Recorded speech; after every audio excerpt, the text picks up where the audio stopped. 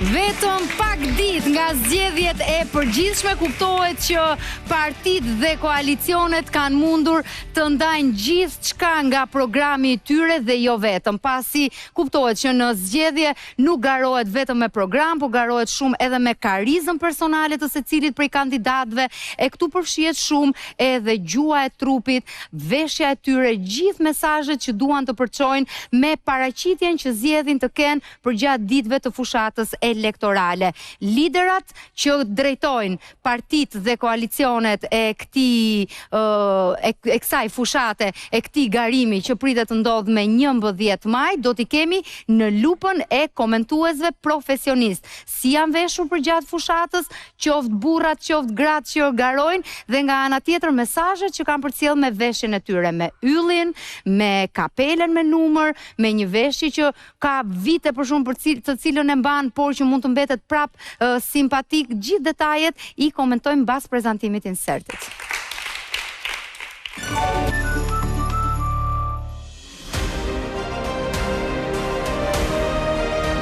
Tashmë fushata elektorale në Shqipëri është drejt fundit.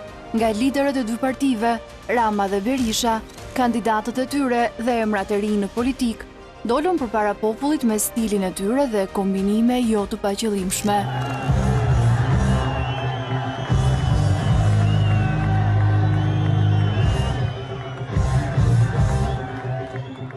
Sali Berisha nuk e tradhtoi stilin e një jete, me kostum dhe këmish, por shtoi kësaj radhe dhe një kapele blu me numrin 1, numrin rendor në fletën e votimit. Edhe Edi Rama, pothuaj gjatë gjithë kësaj kohe, është shfaqur me bluzën e zezë me yllin shumë ngjyrësh të stampuar, e po ashtu dhe me një kapele që mban numrin 5. Dashamir Shehi vazhdon ende t'i qëndrojë besnik xhaketave dhe këmishave, veçanërisht asaj kafe, sikur ta ketë një hajmali fatësjellse. Agron Shehaj apo edhe Adretik Lapaj, Endri Shabani, Arlind Qori kanë pasur një look më casual.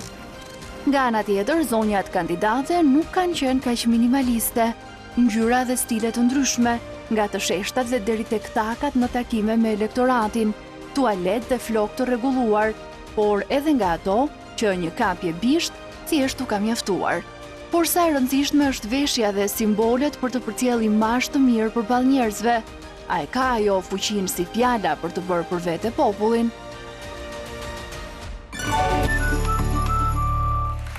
Diskutojmë me njëherë me panelin që kam në studio, stilistën Rezarta Skifteri. Faleminderit Rezi gjithmonë që jemi për diskutime të tilla, për lupa të detajuara, të personazheve, detaj më detaj. Anisa Bahiti, eksperte e çështjeve të komunikimit, faleminderit kam në studio. Gazetari Milaim Zeka, si gjithmonë e vlerësoj shumë pranin tënde Milaim. Esmeralda Zoto, këshilluese imazhi. Besoj i keni ndjekur, përveç se programeve, fjalëve, programet mos ta themi me kaq konsiderat, se nuk kanë qenë ndoshta kaq primare në këto zgjedhje, por në paraqitjet e tyre, Milaim besoj që si në gjitha këto zgjedhjet e fundit janë dy protagonistët, ata që e marrin ekipin, fushatën, përpara dhe mbi supe, po themi. E favorizon edhe sistemi që kemi, proporcional, pra që është partia, është logoja, është kryetari në edhe kuptimi. Tani, duke fillu që nga Italia e këndej, do me thonë qoftë në Shqipëri, në Greqi, edhe femrat, edhe meshkujt i dhonë shumë rëndësi veshjes, dukjes të jashtme, madje nga njëherë në Shqipëri dhe në Kosovë kalon deri në absurditet, që femrat një orë që ndrojnë para pasqyrës për dalë deri tek furra me ble 1 kilogram buk. Kush po mshe, si po mshe, si do dukem. Po kalove në Austri, lemo me kalu në Suedi atje, është krejt ndryshe. Para se të filloj poeci... është çështje respekti për veten, do të thosh. Jo, tash do me lidh një personalitete shumë e njohur ndërkombëtare, Lena Jelm Valen, e cila ka qenë ndërmjetësuese në luftën e ish Jugosllavisë, ka treguar një histori të shkurtër që shkon shumë për debatin sot. Tha, unë shkoja në Sarajevo, atje në luftën e Bosnjës, dhe të gjithë burrat tham shikonin si unë vesh, sepse kjo vishej si skandinave. Dhe një këshilltare vetja i thot që po nuk e ndrove mënyrën e të veshurit, këtu nuk ban punë ti çka fol, po si vishesh. Kështu që edhe këta e kanë kap trendin politikantë dhe unë mendoj që femrat prinë, do me thonë femrat politikane, deputetet, po vishen shumë ma bukur, ndërso këta herë. A kam folë gjata, kërkoj fondje. Veshja është politika pa fjalë, dhe në politik ti je gjithmonë në sken. Çfarë do thotë? Ti zgjedh të dalësh me veshjen tënde për të prezantuar veten tënde, apo ti zgjedh për të targetuar të një grupi caktuar njerëzish që ti do të shkosh. Prandaj në politikë është shumë e rëndësishme mënyra se si kandidatët, deputetët, ata që zgjidhen, veshjen e tyre përballë publikut. E kemi vënë re, për shembull, kur ata shkojnë në zona malore, në përfshatra kryesisht, nuk shkon njëri rallë, ato që bëhen skupe dhe meme, pastaj është gjë tjetër, që shkojnë me taka dhe nuk e kanë fare idenë se për çfarë po shkojnë dhe ku po shkojnë, por pjesa më e madhe e kandidatëve për deputet apo deputetët, qoftë ata në qeveri, qoftë ata në opozit, zgjedhin të kenë një veshje jeans, t-shirt për të shkuar dhe për t'i treguar popullit që shiko, ne jemi si ju, ne flasim pra gjuhën më shumë se sa i përshtaten terreni, duan tregojnë afërsinë me elektoratin. Patjetër që po, e keni vënë re për shembull në tubimet e mëdha, kryesisht liderët politik nuk zgjedhin të vishen me kostum edhe të kenë një veshje formale. Çfarë ka zgjedhur kryeministri? E keni vënë re në tërsinë e tij? Çfarë ka zgjedhur? Ka zgjedhur të jetë gjithmonë sport. Ai ashtu e ka stilin e tij dhe është autentik në llojin e tij se si ka krijuar gjën. Por, në momentin që ai bën atë lloj veshjet, i tregon popullit përballë që shiko, unë jam thjesht, jam njëjtë si ju, nuk kam veshur këtu krevatën për treguar pompozitet, seriozitet dhe kostumin tim për të treguar atë pjesën që shiko, unë qëndroj këtu dhe ju qëndroni këtu, por unë kam t-shirt, jeans, atlete, kapele. Cilën pjesë ai ka tregu gjitha pjesët? Ai mund t'i ketë treguar gjitha pjesët, por kjo varet në varësi të asaj gjë se do të shesë, kështu që në fushat elektorale besoj do të ketë afërsi. Aty e ndihmuan Milaim, ja treguan të gjitha pjesët. Po dhe kjo gjëja është vetëm i thash me dërgu kodrinoren deri. Po pra, po kjo vlen për diskutim pastaj se me atë dhe ka fituar dhe ka humbur pikë, kështu që janë gjëra të tjera. Ka fitu pikë se edhe Berlusconi zonjusha e din.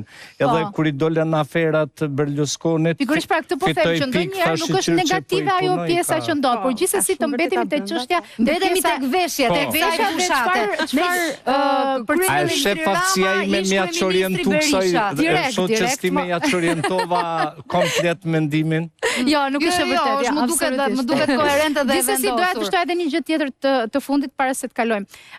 Tek femrat kryesisht është pak më e vështirë. Pse? Sepse edhe çështja e paragjykimit është më e madhe tek kandidatet femra. Në momentin që vajzat dhe gratë shkojnë për të bërë fushatën e tyre elektorale, gjëja e parë që njerëzit shohin normalisht është veshja, dhe kur ti ikën shumë e detajuar thon, më tani ne s'kemi book time, kjo po na vjen kështu me detaje. Ndërkohë që po, patjetër këtë po them, ndërkohë që vajzat dhe gratë kanë më të vështirë sepse duhet të jenë edhe casual, duhet të jenë dhe bukur, edhe të kuruar apo dhe ti përshtaten, edhe të sepse edhe duhet të ikem kësaj mundësie Esmeralda, pra domethënë që sepse kemi buk të ham.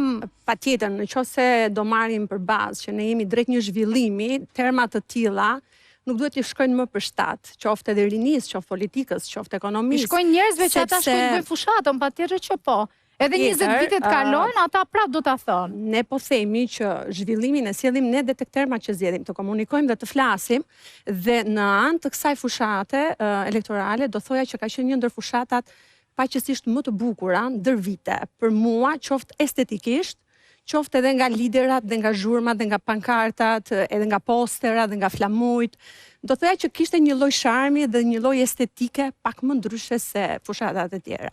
Ndërkohë, nëse idhemi pastaj tek dy liderët politik, ka përkuar shumë bukur numri 5 me numrin e yllit që zoti kryeministër normalisht mban me vete gjithmonë, sepse janë ato 5 cepat, 5 gishtat, 5 tek fletat, është një simbol i cili ai është piktor i radhë mirë se ka edhe mundësi për të bërë kështu. Tjetër që e ndihmon është dhe baza e bluzës tek ylli, që duke qenë se së fundmi ai është paraqitur vetëm të zezë, normalisht dhe për veten e vet. Një koment, domethënë se kjo me të zeza, sepse së fundmi ka patur një, mund të them, një dress code në të zeza, sepse shumë bukur këto yllin ai mund ta zgjidhte edhe në një bluzë të bardhë, në një t-shirt të bardhë, në kuqe etj. Me radhë. Ka zgjedhur prapë të zezën e tij. Ndoshta tek ajo zeza që është e fuqisë, është ajo safe, që mos të ngatrohet dhe me shumë ngjyra, por gjithë momentin ja ka dhënë pikërisht këtij yllit, pastaj që lidhet me shumë elemente të tjerë, nëse futemi edhe në anën e analizës së ngjyrave, për të cilën dhe unë e zotroj shumë mirë, është pikërisht ajo e Bashkimit Evropian, që është bluja me të verdhën. Për mu lidhet po shikoni edhe detajin e dorës. Është edhe Kosova, ëh, pjesa e po ta mbaroja deri në fund, do ishte mund të jetë edhe kështu si thot Milai, mesazhi koduar gjendet aty brenda. Me atë që ka artikuluar më shpesh në fushat, pra që me ne ju hyni në Europë, duket sikur lidhet me yjet e flamurit evropian, por që sigurisht dhe ngjyrat e Kosovës mund të jenë, mund ta shohim dhe kështu. Është kuqeze dhe është komplet flamuri i Kosovës aty brenda. Ajo që duhet teksuar që ka një kronologji në mandate dhe në fushata që ka performuar, siç ishte rilindja, pastaj dresa e ardhmes, slogane që ka përdorur ndër vite, dhe kjo është së fundmi që lidhet pikërisht me hyrjen në Bashkimin Evropian dhe fokusin ka lënë vetëm tek numri 5 dhe tek ylli, normalisht që ja ka lidhur shumë bukur. Për të thënë pikërisht këtë memori që gjatë gjithë kohës qytetarët të jenë të memorizuar me yllin edhe normalisht pastaj tek leta e votimit. Ka shumë detaje. Ja, se do të marrim me radhë. Rezarta, një nga këto detaje, vazhdoj. Po të vini re tek pjesa e dorës, tek kyçi i dorës, që është detaj i vogël, por që është shumë i rëndësishëm, është që e bën më afër me popullin, sepse po të shikosh është eliminuar pjesa e orës dhe ka shumë elemente sport të tyre, aksesorëve sport, për të qenë më afër me popullin. Veshja është një komunikim i heshtur, siç e tha dhe vajza, e cila shpeshherë nuk ka nevojë që të flasësh për të parë se kë ke përballë, paktën impakti i parë. Dhe momenti afër popullit është shumë i rëndësishëm që ti të jesh pothuajse afër dhe në veshje. Për fat mirë, në rastin konkret, Edi Rama është edhe artist dhe çdo gjë që e vesh jep ato detajet që është një nga personat të politikës të cilët vishet absolutisht më veçantë, ndryshe, me një frymë ndryshe, dhe mund të themi që është herë jo ajo klasike, shablon, ka brenda guxuar, madje kornizave. do është kritikuar për keq në disa raste, aty ku ka guxuar në samite të ndryshme që mund të ketë shkuar, ka stil autentik me atlete aty ku protokolli për të përgëzuar është lideri Sali Berisha, njëkohësisht që për mua më ka surprizuar këtë fushat. Që qëndron ja, mirë se i ndërojmë ta përfundoj Rezarta edhe e kaloj. Kështu që është, duke qenë që është artist, edhe mund të lëvizë, mund të luaj me veshjen dhe ditë luaj me veshjen, sepse ka dhe politikanë që tentojnë të luajnë me veshjen dhe në ja arrin sakt. Duhet kem patjetër dikë, patjetër duhet kem dikë mbrapa kuintave të themi, në thojza, që e ndihmon për të veshur. Kurse zoti Edi Rama është normalisht në mënyrën se si perceptohet t-shirti, është një t-shirt pak më ndryshe nga t-shirtet e tjerë. Pantallonët janë gjithmonë kjo linja e gjerë deri te pjesa e kaviljes.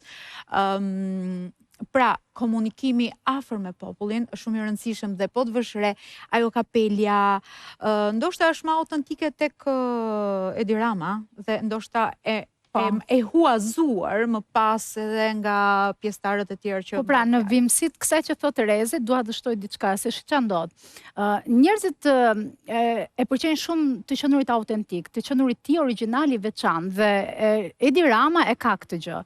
Ç'a ka ndodhur? Ne vëmrej që të gjithë këta që janë pjesë e politikës, sidomos këta që janë pjesë e qeverisë, kanë filluar dhe bën një copy-paste i Edi Ramës në veshje. Ti shoh, veshin jeans, veshin pantallona, është ajo që stilistja tha, jo të gjithëve i shkon dhe ka diçka. Në momentin që ti del para publikut, në një moment do të pranojnë dhe pastaj do thonë, "Mo ky është kopje si filani." Do thotë që ti në ato momente humb origjinalitetin tënd edhe bësh kopje shëmtuar e dikujt tjetër. Në këtë rast, po ti vëmre, Edi Ramën e kanë kopjuar dhe imituar të gjithë nga ministrat e deri tek drejtorët dhe njerëzit të cilët si çështje kopje apo si çështje uniforme, po themi e skuadrës SPS-s që duhet ta ketë për këto zgjedhje. Shiko, më përpara në politik me sa mbaj mendun nuk është se ka patur një politikan që dilte me një kostum serioz e kombinonte me atlete përveç se njerëzve që stilojnë për dita apo njerëzve të ekranit që mund ta bëshin këtë lloj thyrje. Zakonisht shndrojmë aty ku tha zonja Berisha, për shembull në tërë këto vite me sa mbaj mendun,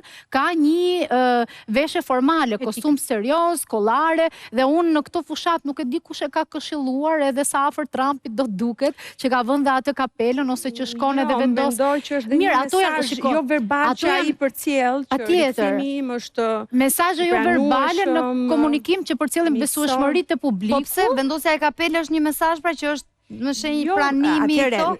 Nëse ecim me figurën. Për shembull Sali Berishën, për Sali Berishën po themi.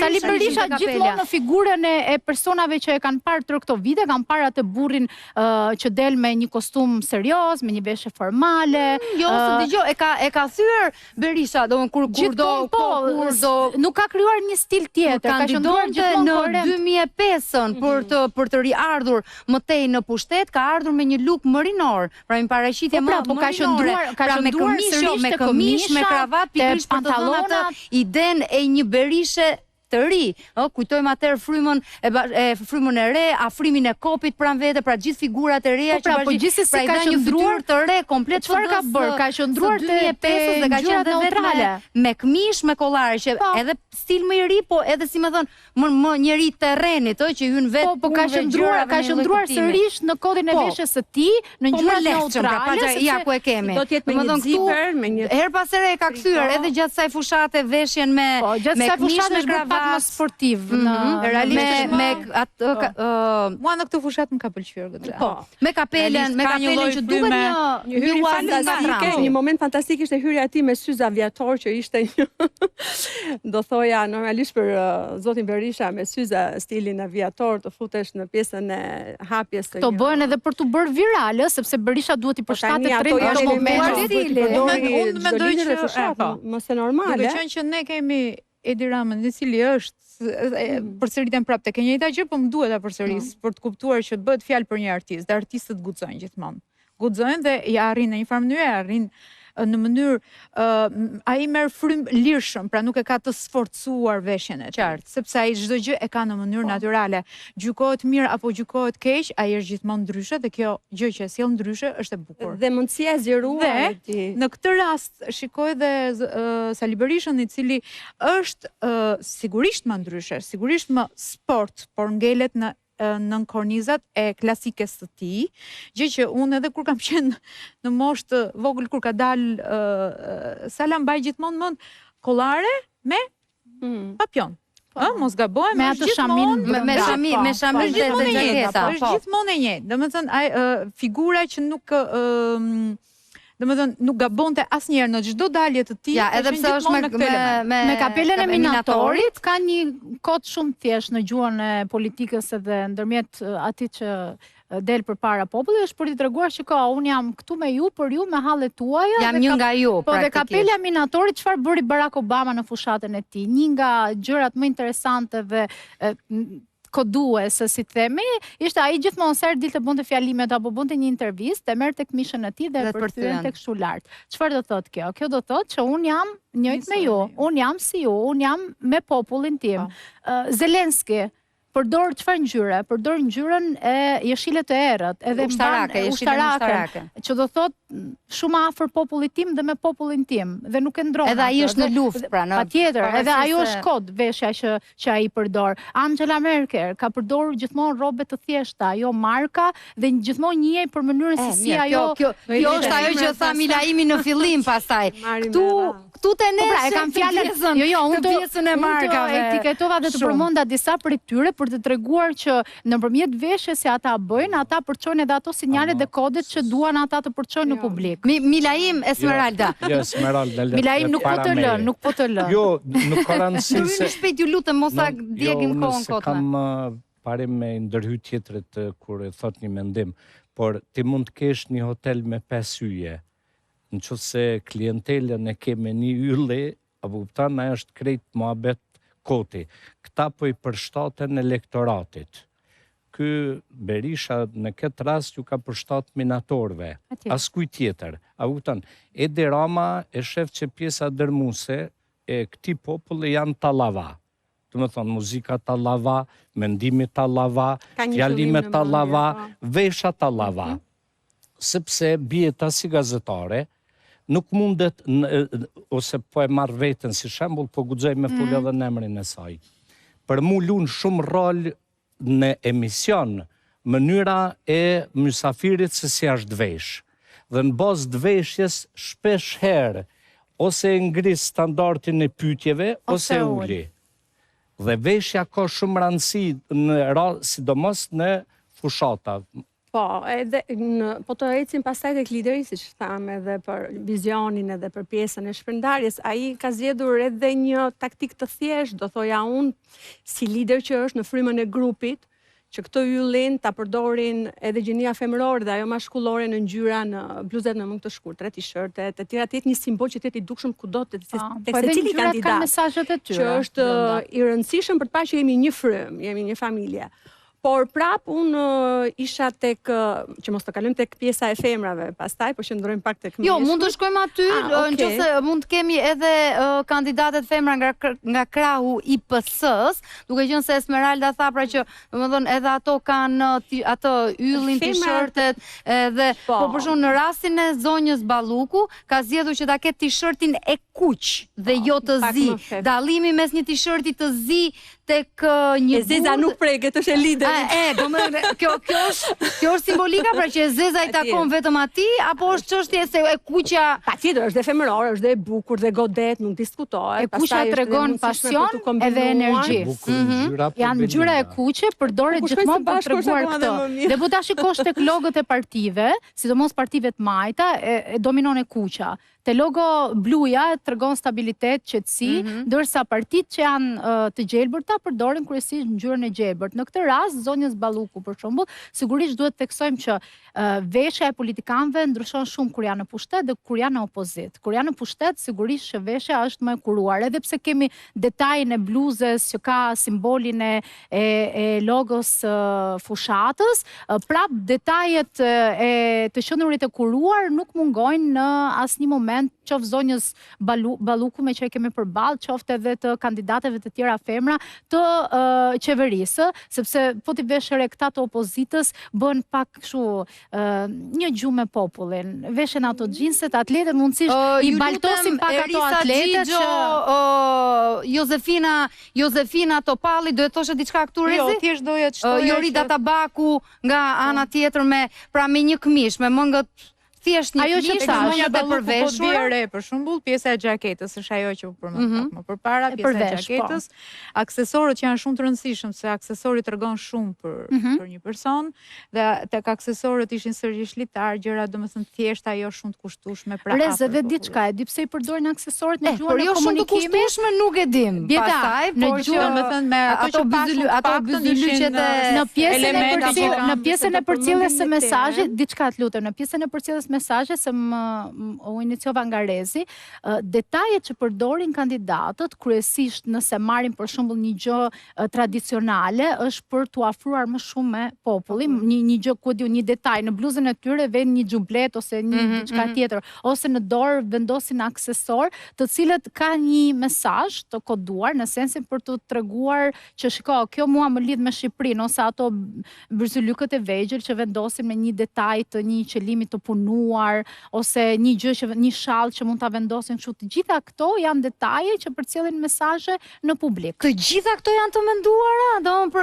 të veshja edhe ky shalli edhe ata që merren me fushatë, sidomos ata që janë kandidatë, kanë të mirë menduar kaq shumë për ca programe, për ca politika sociale, se nuk do kishte qenë keq. Megjithatë qëndrojmë këtu. Një ndërprerje publicitare i kemi pak të gjata, ndërprerjet publicitare si gjithmonë, por qëndrojmë se vijojmë me diskutimin për figurat e tjera që garojnë në këto zgjedhje. Jemi me Agron Shea, jemi me Dashein që ka gjithmonë një xhaket, një kostum, por që prap nuk e bën xhaketë vjetër në një lloj kuptimi, dhe gjithashtu edhe liderat e rinj të kësaj fushate. Arlind Qorri, kemi Endri Shabanin, Pano Sokon, Adriatik Llapaj, të gjithë i marrim me radhë, i diskutojmë mbas publicitetit pjesën e dytë.